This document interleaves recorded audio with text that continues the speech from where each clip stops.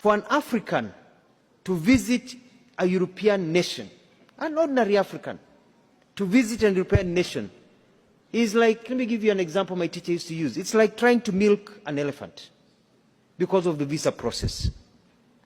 However, for a European to visit an African nation, most of our nations, it is like a walk on the beach. It's like going to have a cup of tea.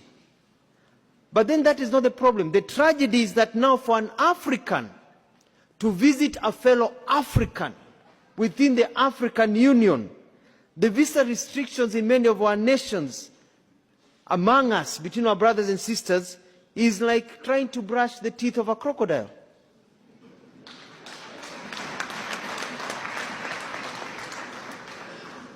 They came, divided us, and they have taught us to keep each other from each other. Them, they're mingling with each other and making money and growing, but they have taught us to hate each other. But for us to really enjoy the true economic benefits of the Africa Continental Free Trade Area, we need to behave like the Europeans and allow for the free movement of people and trade. To this end, in our contribution to this continental aspiration, Kenya is committed to progressively, and we are moving very fast by the end of this year, to abolish visas to citizens from African Union member states to make it easier to invest and do business in Kenya and across the continent.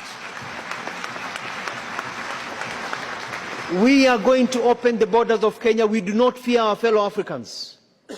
Come, travel to Kenya, live, do business in Kenya, trade, make money in Kenya.